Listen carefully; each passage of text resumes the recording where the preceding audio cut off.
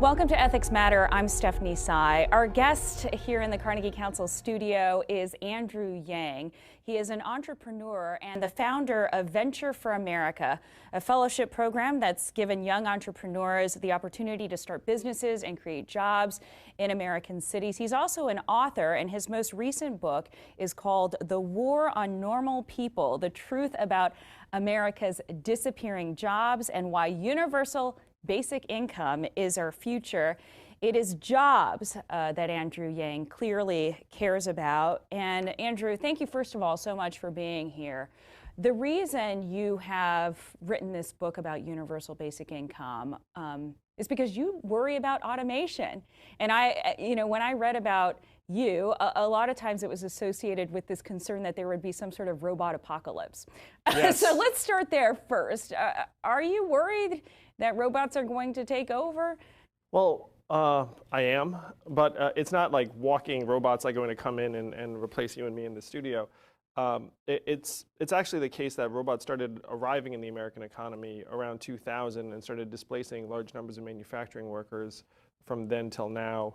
So if you look at the numbers, American manufacturing workers went down from about 17 million to 12 million between 2000 and 2015. And of those 5 million jobs lost, the vast majority, 80%, were due to robots and automation. So it's not that robots are on the horizon. They've actually been here for a while. The reason why I'm so passionate about this is I spent the last 6 years in Detroit, Cleveland, St. Louis, Baltimore, and other cities that have really experienced the throes of automation over this past couple of decades. And I worked with hundreds of entrepreneurs in these regions trying to create new jobs. And I learned a number of things over those years. One was the impact of automation on these communities. It's been very, very negative. You can see very large numbers of distressed people in these communities that haven't found new opportunities. And the businesses that are coming up typically do not employ large numbers of high school graduates. They employ smaller numbers of engineers and college graduates very typically.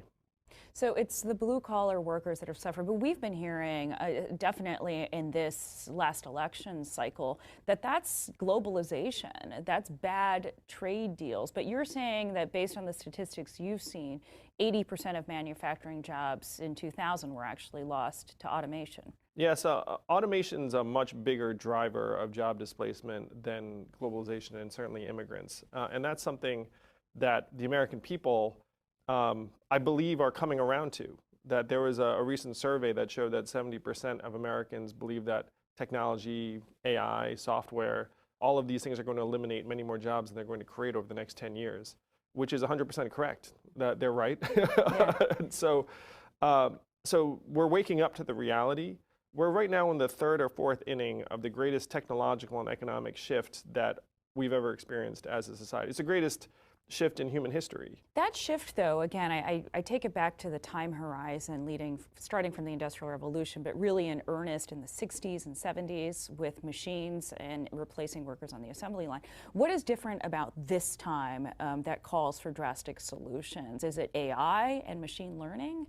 So part of it, and one of the reasons why I'm so passionate about this, is that if you start digging into the numbers, you see that we are in the midst of this process and that our society is not dealing with it very well. So you see these misleading numbers about the unemployment rate on the headline saying, oh, it's 4.2%, it's near full employment, not full unemployment. And then you think, oh, things must be good in the labor market. But what that's masking is that our labor force participation rate is down to a multi-decade low. That's right. Of around 62.9%, which is comparable to the rates in El Salvador and the Dominican Republic.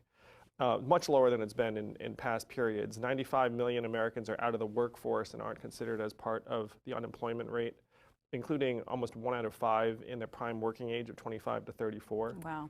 So there's a lot of weakness that our headlines are not digging into. And a lot of that is driven by this progression. So when people talk about the Industrial Revolution, I honestly get a little bit frustrated because it was a different transition. It was much less dramatic. It didn't affect as many industries. And if you look at it, there were actually widespread protests and problems that arose. Labor unions came into existence around 1886 in response to the early industrialization. And there was real social instability. Are you concerned Yes. about social instability becoming an issue with automation, or do you think that is happening? Yeah, if you look at the numbers, it's definitely happening. The suicide rate among middle-aged white Americans has surged to unprecedented levels. Our life expectancy as a society has declined for 2 straight years. There's the opioid crisis. 7 Americans die of opioid overdoses every hour. So the social disintegration is already clear. It's just we're not paying attention to it because our government, instead of putting up measurements that we could all understand, like, hey, life expectancy declining, that's shocking and terrible in a developed country. That's Right. actually almost unprecedented. How is this happening? Why? And so automation has been tearing its way through the economy and society already, and we are coming apart at the seams. Donald Trump, in my opinion, is president today because we automated away millions of manufacturing jobs in Michigan, Ohio, Pennsylvania, which were essentially the swing states he needed to win. But you don't hear Trump talking about that, and you know, there's a lot more focus. Why do you think there's less political engagement on this issue? And by the way, I forgot to mention that you have announced your candidacy for president in 2020. Why do you think there hasn't been more political engagement on this issue? I don't know of any other candidate that's made universal basic income, which, by the way, we're going to get to, his platform. Well, one of the reasons I'm running for president is that leading up to this, so I'm the CEO of Venture for America. My organization has helped create thousands of jobs. So I'm meeting with senators and governors and the president and other people. And with a couple of them, I would say to them, hey, according to what I'm seeing, we are automating away millions of jobs, and it's about to get much, much worse very fast. Because I have dozens of friends in Silicon Valley, and they will tell you in private that what they are doing is going to get rid of many, many jobs. I mean, Mark Zuckerberg and Elon Musk, they've actually come out in favor of Universal basic some income. sort of universal basic income because they know. They do know. I mean, if you put them on a panel, they might say, oh, some jobs will be created, some will be destroyed. But they know that the focus of their activities is trying to save companies money. And most of the time that means taking an activity that humans are doing and automating it. Right. So the example that I talked about in the New York Times was truck driving. So the incentives to automate truck driving are $168 billion per year. And that's why we have the smartest people in the country working on it, because they know there's a giant pot of gold. And that's the way our system works. So I saw that this was happening, and I would talk to these government leaders, and I would say, hey, guys, like, this seems to be the main problem. It's driving all of these other issues. What are we going to do about that? And I literally had politicians say to me, we cannot talk about that. Yeah. And the reason why they cannot talk about it is because the solutions are too dramatic, and it makes them seem extreme and alarmist. So what they'll do is they'll talk about education and retraining. They'll say, we need to retrain American workers for jobs of the future, which sounds great. But where are the jobs going to come from? Exactly. Well, part of it too is if you dig into, in my book, The War on Normal People talks about this, if you dig into the data on the success rates of government retraining programs, they're essentially entirely ineffective. There's almost no difference in outcome between a retrained group and a not retrained group. Another study had the efficacy rate at about 37%, which, and some of those 37% might have succeeded without the program. So and this is in instances when the government is spending thousands of dollars trying to retrain a worker, which is not going to be the case most of the time. Right. Because 1 in 10 Americans works in retail. 30% of the malls are going to close, and it's not like when a mall closes, they're going to be government retrainers around saying, hey, you just lost your job. So most Americans are not going to go through government-financed retraining, and even when it is offered, it doesn't work. Before we get into the details of your universal basic income plan, one issue that I see right away with it, in other words, giving people a monthly income without conditions, is it doesn't seem to address the problem that you're describing in the large, broader sense, which is there are going to be fewer jobs for humans. How does it address an evolving economy where, the top 5 companies in the world by market capitalization are all tech companies that don't hire nearly the number of Yes, workers true. that like AT&T did in the 1960s when it Yes. was the largest company. So, how does this really address, an evolving economy? Or do you just have a society where people don't work? And it's sort of a Robin Hood economy in some ways where you sort of take and tax big tech that's using automation and redistribute to those that aren't engineers and that don't get a piece of that pie. And this is where it gets really deep and human and philosophical, Yeah. which has been. Sorry, I got there a little earlier than you probably expected. No, I got there too because I was writing this book and I consider myself sort of like a practical economist type. But then you end up heading to the human and philosophical very quickly because you realize, hey, what should people be doing so using the truck drivers as an example, there are 3.5 million of them, number one job in 29 states, 94% male, average age 49. Yeah.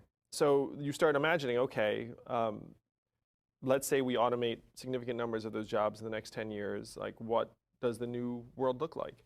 And it can be shocking and frightening because let's say that transition goes poorly and then the ex-truckers riot in large numbers and block highways with their trucks because a lot of them own their trucks, which is another problem. The reason why our politicians struggle so much with this is that there is no quick fix, and universal basic income is a huge part of the solution, but it's only one facet of it. And the great thing about universal basic income is that it may allow us to redefine work, because right now we have this model of work that it's essentially a subsistence model.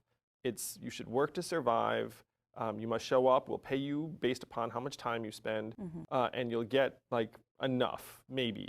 There's actually very few great things about this entire technological shift, but the one potential bright spot is that it may allow us to redefine why we do what we do.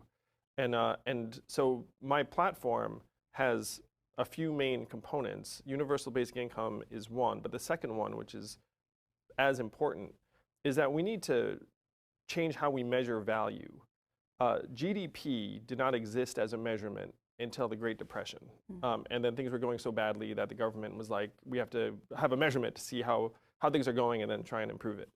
And that's now a terrible measurement for our society because with automation and software and robots, GDP can go to the moon and more people can be completely excluded from that and left behind. So instead of GDP, we should be measuring things like childhood success rates, mental health, freedom from substance abuse, engagement with work, broadly defined, proportion of elderly in quality situations. What might put environmental quality in environmental sustainability, journalism, because not everyone's here in New York, working for organizations that are still vibrant journalistically. I mean, in small towns around the country, there's actually no... We could have a whole discussion just about that. But what you're describing is what I've heard CEOs that I've interviewed describe as a triple bottom line. It's a version of that. It's a different way to measure. But it's really quite radical, Andrew, what you're suggesting, because by introducing a universal basic income, you're really talking about transforming society and transforming the way culture views value, right? Where do you think we are right now as a society in accepting that? I will say I've what were very academic discussions on the Carnegie Council stage about universal basic income seem to have gotten more and more in the mainstream. Oh yeah. I mean, are we getting there, and what's propelling that? I'm where I am because I believe that this is inevitable and we don't have a choice. And that the sooner we get there, the better off our society will be. That if we go too late, it's actually catastrophic. If we go too early, then that just gives us more time to build the new institutions that are necessary to complement it and get us through this transition. And the truth is, we are the richest and most technologically advanced society in human history, and we can easily afford $1,000 per American adult per month. I've heard that would be 10 to 12% of GDP. Well, that's expensive. Well, the great thing is that every dollar goes into the hands of an American consumer, and then the vast majority is just going to be spent and circulated through the economy. So it would actually grow the economy. Yeah, That's the hope. The Roosevelt Institute tried to model it out, and you probably saw this, Yeah. where they found that universal basic income at $1,000 a month, which is what I'm proposing in my campaign, which we've called the Freedom Dividend, would grow the economy by 4.6 million jobs. 2.5 trillion. And By 2.5 trillion, 2025, yes. I pulled the information from the left-leaning Roosevelt Institute, who is, to their credit, doing a lot of research on how this will happen. But I want to say it's common sense that most Americans are struggling. If they got $1,000 a month, what are they going to do? They're going to spend it in their town, like on their children, like paying bills. Like you can imagine Walmart, AT&T, like every major consumer company, all of a sudden, their consumers would have more to spend. I mean, that's where the money's going to go. So it would clearly grow the economy. And I've worked with hundreds of entrepreneurs around the country. Entrepreneurs have their heads up and are trying to solve problems. They're often not people that are desperately trying to scramble to pay their bills month to month.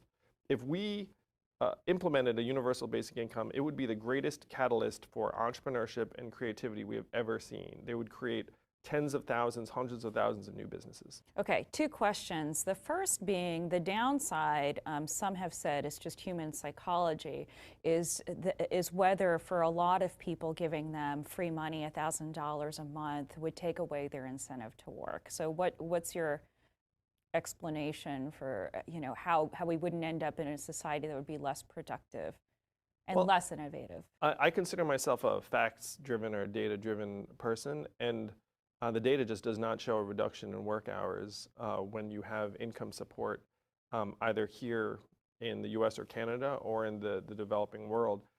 In the US, they saw when they ran large-scale trials, a slight reduction in work hours for two groups, young mothers and teenagers who stayed in school longer. And so universal basic income of $1,000 a month, it's not enough to prosper, really. It's enough to take the edge off of your need to survive, but there's virtually no one is going to look at that and say, oh, I'm all set. But let me ask you the other, I think, really important question is, in your plan, how would you pay for this? It's actually much more affordable than most people think. So the headline number is about $2 trillion. Our economy is about 19 trillion, so that seems like a lot. But if you dig into the numbers, you find that we're spending about $500 billion right now on income support in various ways, in-kind, food stamps, welfare, housing, Social Security, disability.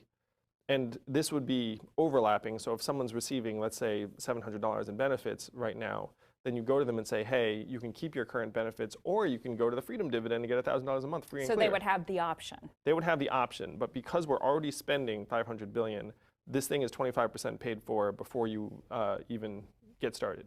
So the big problem we're facing as a society is that more and more work is being done by machines, robots, AI, software.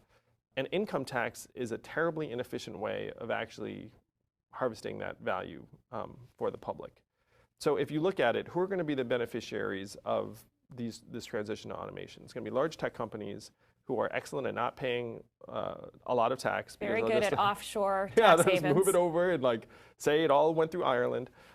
Small tech companies, which are often not profitable, and then if they do get acquired, it's maybe a one-time thing and they might have to pay on an acquisition at a certain point, but even then it's at a capital gains rate. So there's just not a lot of money that's going to be coming to the public, even as more and more work is going to be done by robots and software. So that's what we need to change, and that's the way we pay for universal basic income. The way we pay for it is we implement a value-added tax, which right now is in practice in every other industrialized country in the world except for us. And through a value-added tax then, so Amazon, now it's 43% of e-commerce, largest market cap. Jeff Bezos could be the first trillionaire.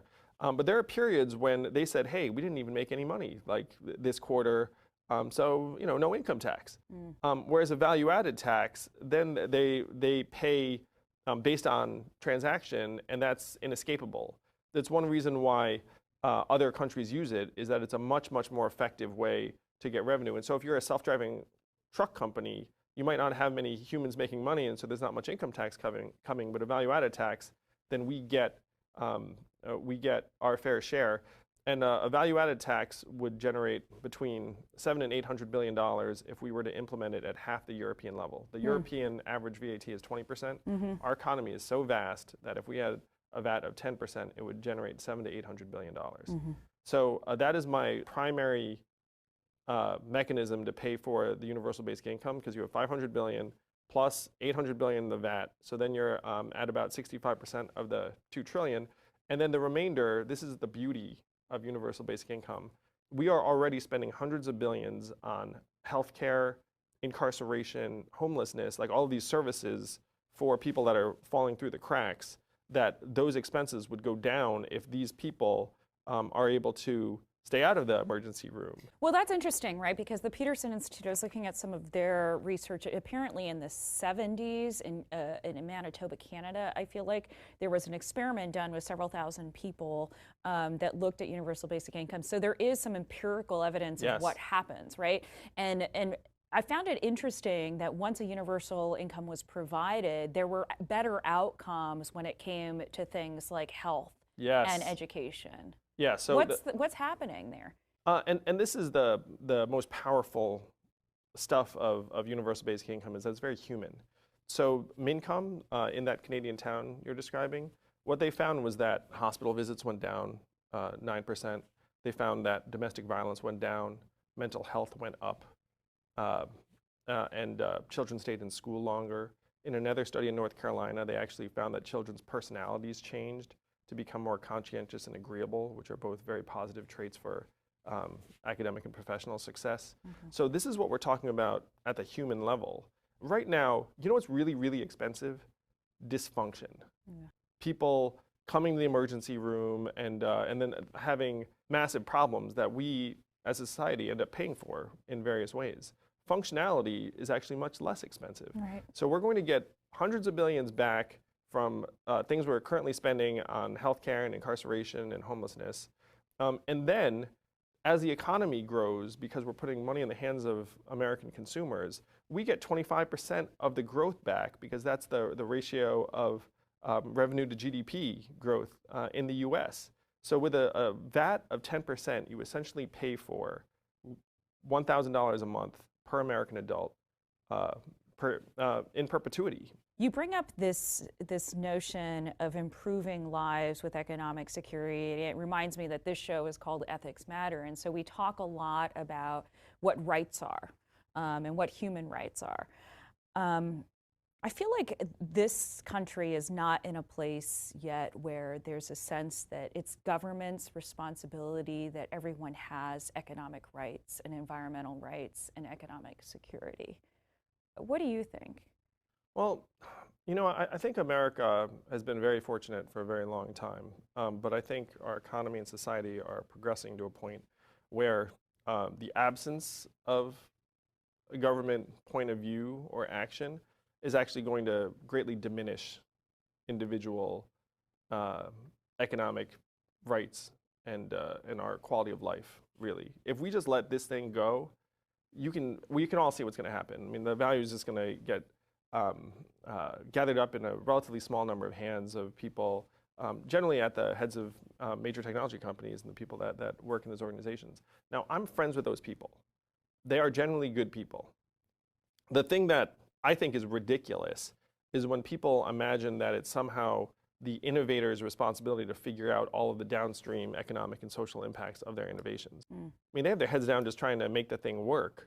It is our government's job and our leaders' job to figure out all of the downstream effects and make appropriate policies and changes. And that's where we've fallen asleep at the switch.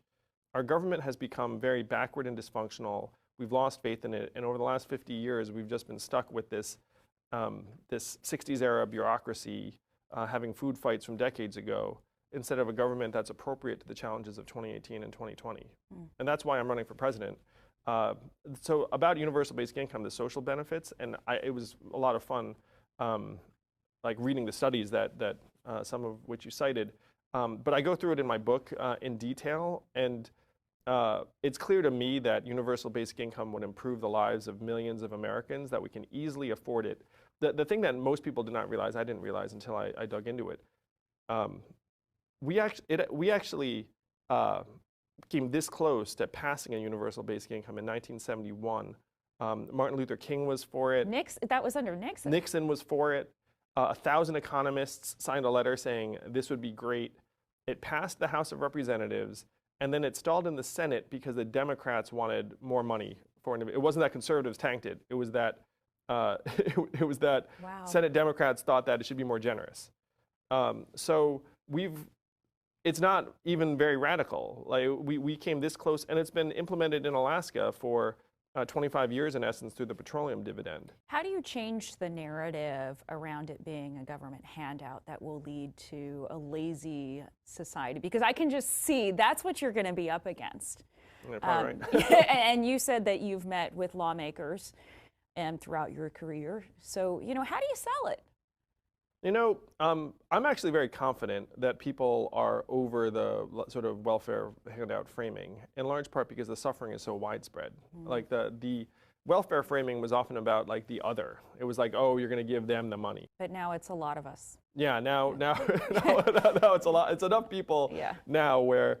The most recent polling shows that support for universal basic income is about 50-50 right now, and it's just going to go up from there. Andrew Yang, what an interesting and fascinating and I think relevant perspective you bring. Thank you so much for joining us. Thanks for having me. It's been a pleasure. Awesome.